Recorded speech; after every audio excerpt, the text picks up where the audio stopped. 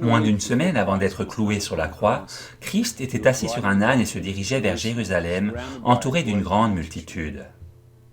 La plupart des gens de la foule étendirent leurs vêtements sur le chemin. D'autres coupèrent des branches d'arbres et en jonchèrent la route.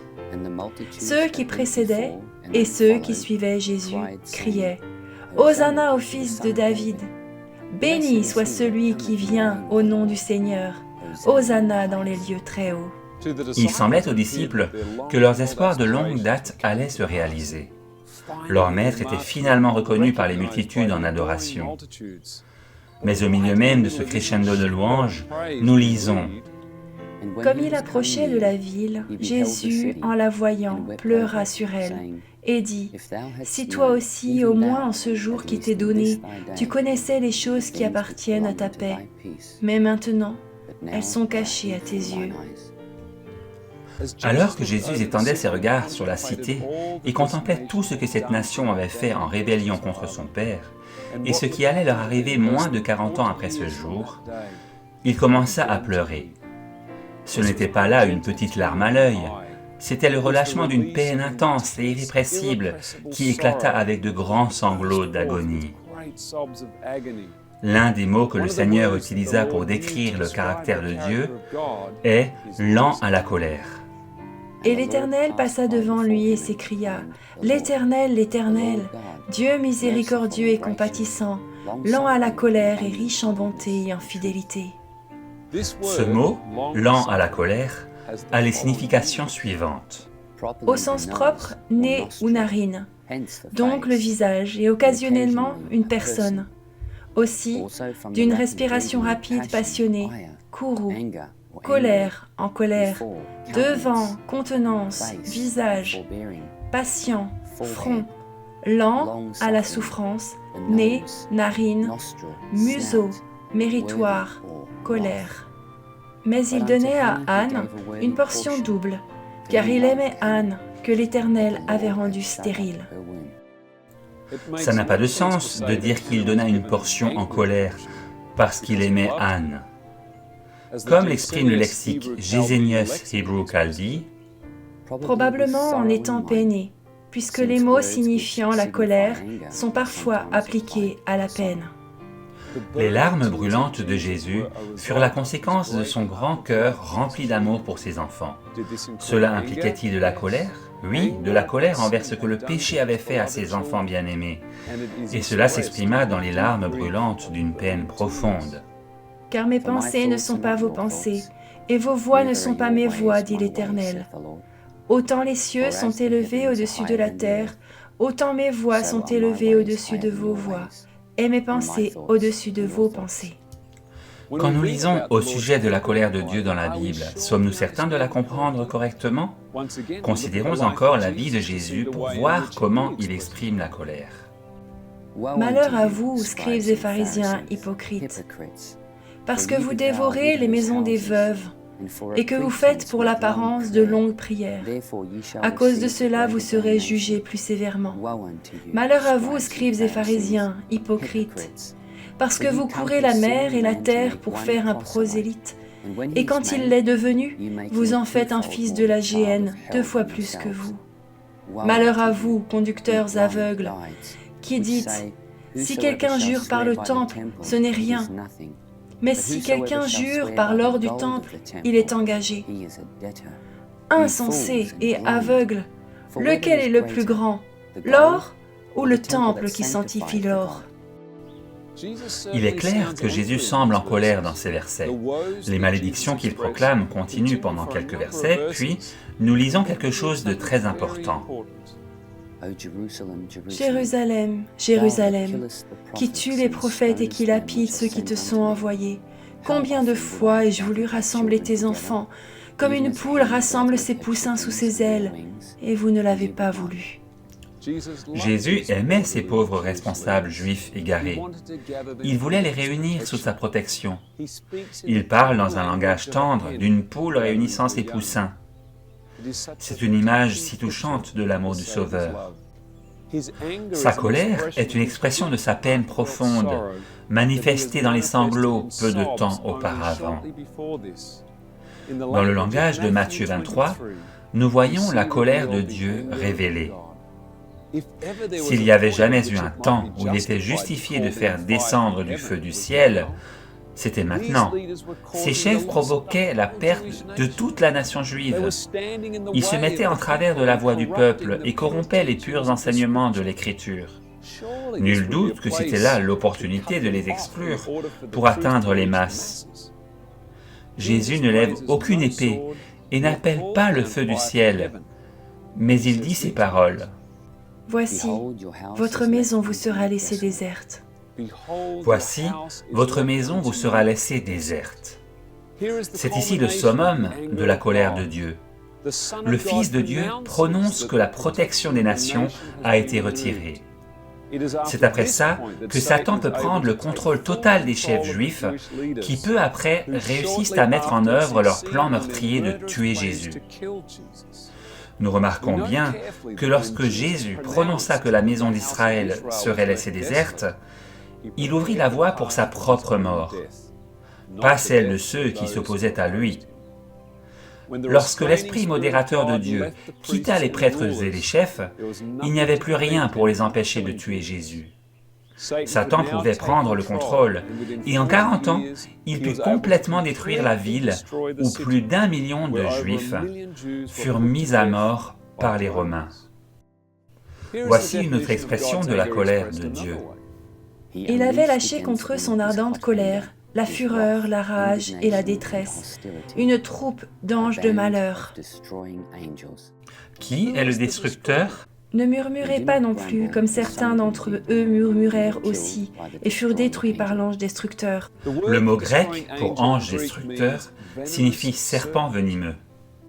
Ils ont comme roi sur eux l'ange de l'abîme, dont le nom est Abaddon en hébreu, et qui en grec a pour nom Apollyon, destructeur.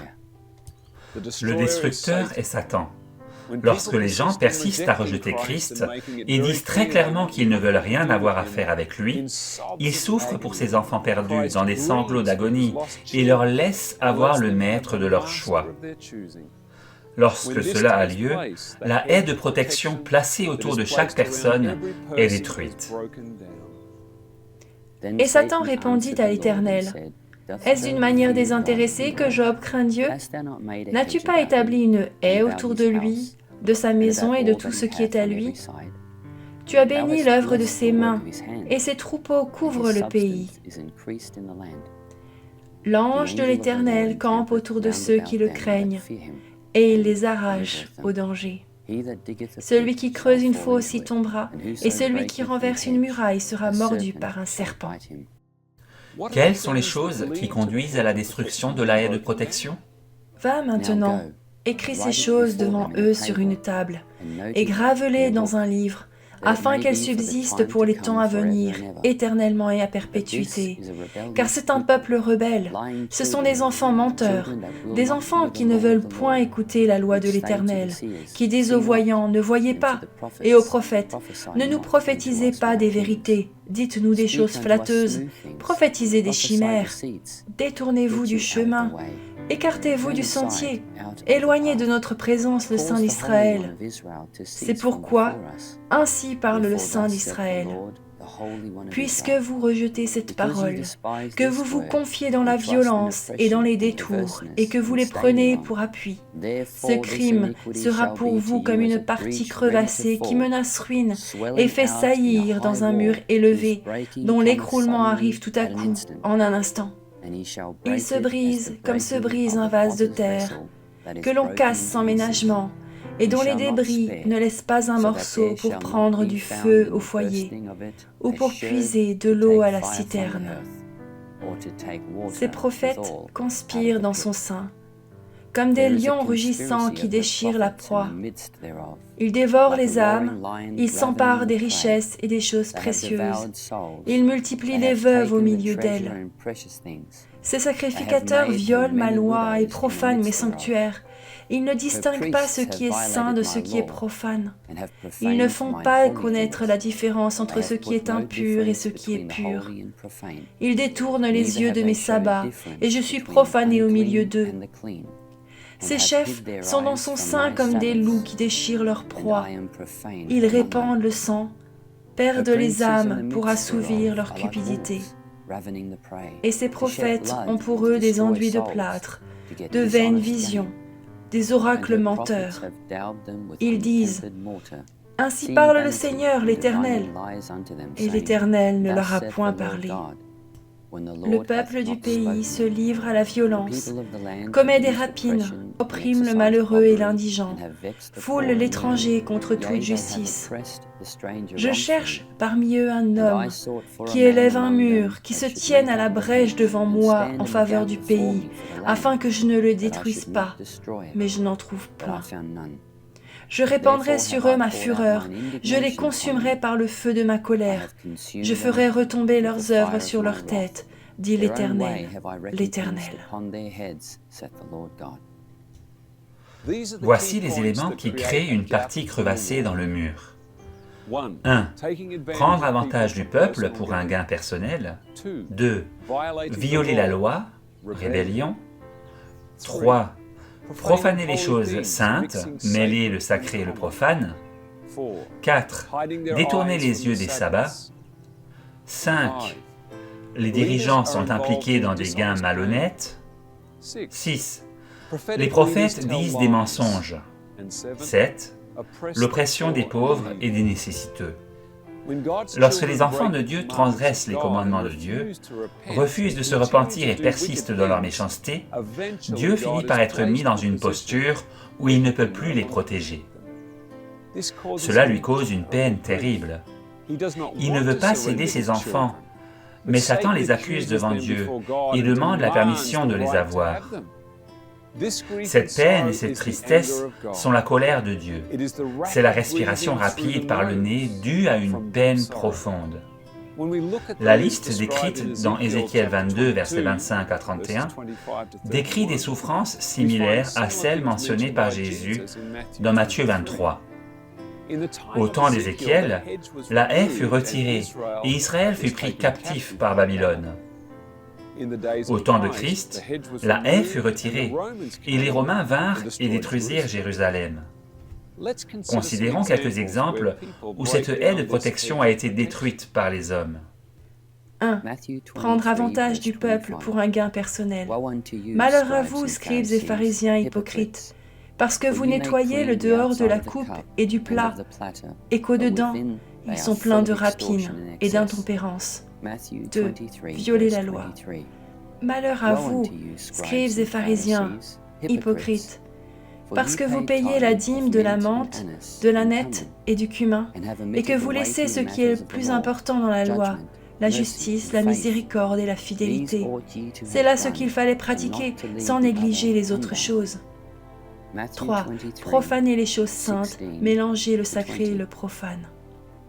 Malheur à vous, conducteurs aveugles, qui dites « Si quelqu'un jure par le temple, ce n'est rien, mais si quelqu'un jure par l'or du temple, il est engagé. » Insensé et aveugle, lequel est le plus grand, l'or ou le temple qui sanctifie l'or?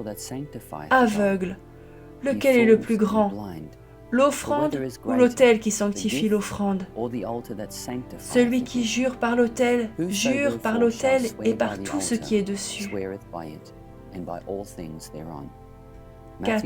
Détourner les yeux des sabbats. Ils lient des fardeaux pesants et les mettent sur les épaules des hommes, mais ils ne veulent pas les remuer du doigt. 5. Les dirigeants sont impliqués dans les gains malhonnêtes. Malheur à vous, conducteurs aveugles, qui dites « Si quelqu'un jure par le temple, ce n'est rien, mais si quelqu'un jure par l'or du temple, il est engagé. » 6. Les prophètes disent des mensonges.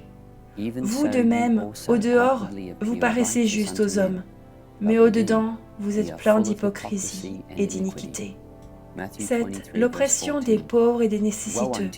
Malheur à vous, scribes et pharisiens, hypocrites, parce que vous dévorez les maisons des veuves et que vous faites pour l'apparence de longues prières.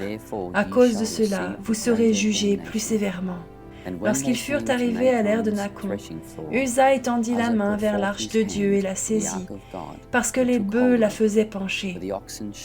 La colère de l'Éternel s'enflamma contre Uza, et Dieu le frappa sur place, à cause de sa faute.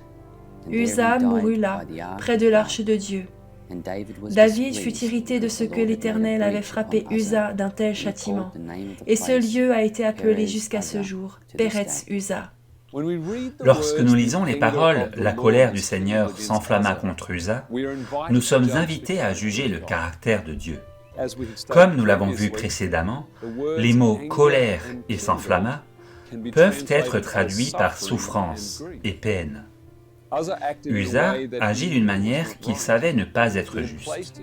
Il s'était placé dans une position où il ne pouvait pas être protégé.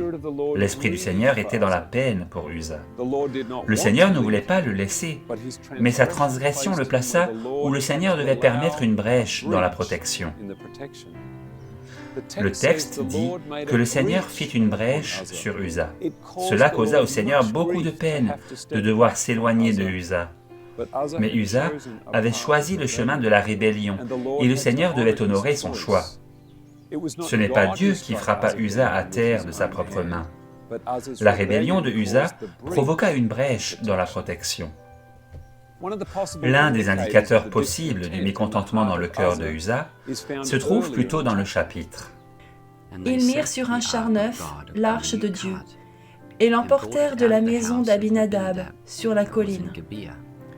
Uza et Ahio, fils d'Abinadab, conduisaient le char neuf. Ils l'emportèrent donc de la maison d'Abinadab sur la colline.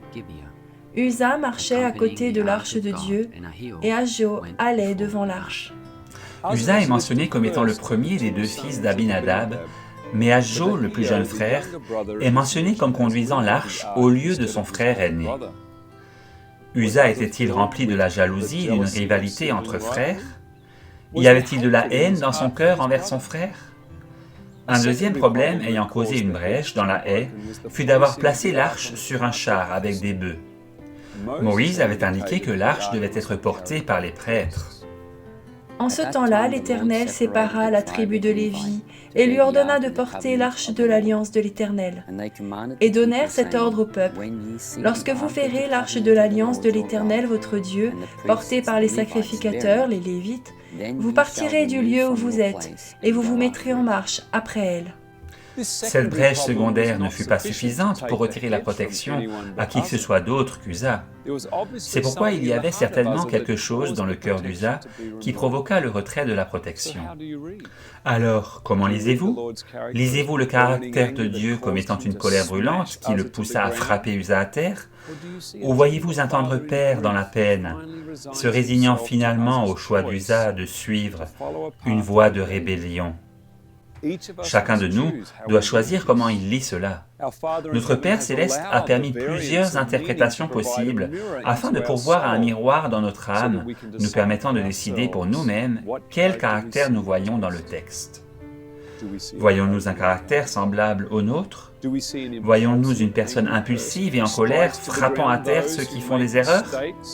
Ou bien voyons-nous un Père peiné et contraint à accepter la décision d'Uza de choisir l'esprit de Satan et à le laisser entre les mains de son maître légitime, le destructeur?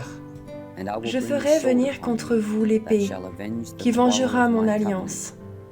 Quand vous vous rassemblerez dans vos villes, j'enverrai la peste au milieu de vous, et vous serez livrés aux mains de l'ennemi.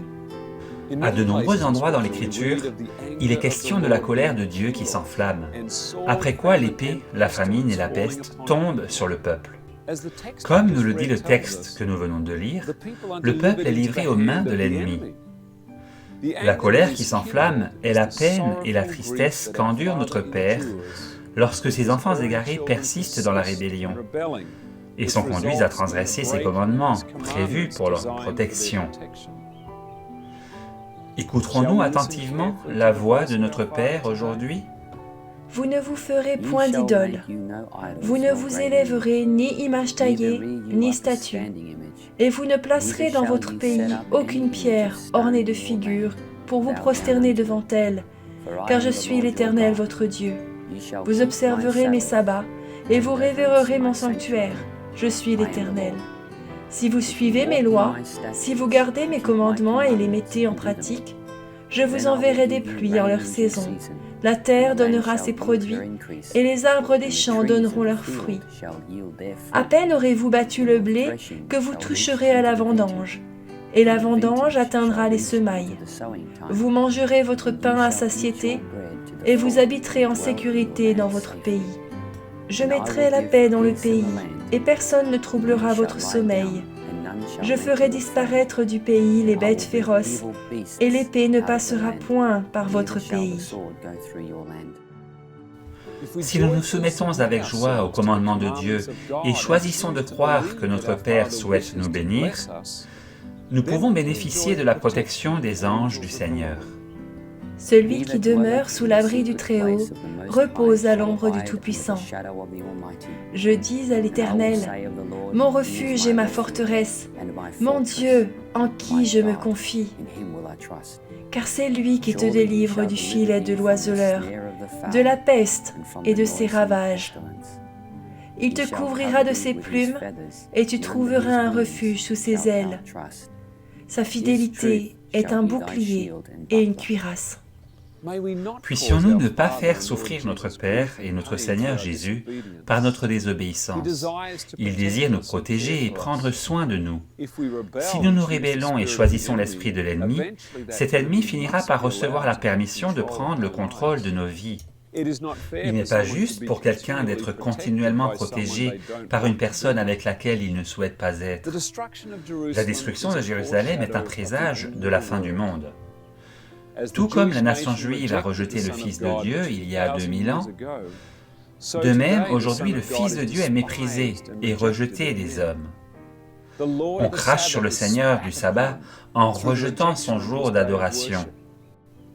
L'immoralité et la cupidité abondent à tel point que Christ finira par dire au monde dans des sanglots d'agonie, « Votre maison vous est laissée déserte. » C'est alors que les vents de la guerre, qui sont les anges déchus, seront complètement relâchés pour détruire la terre.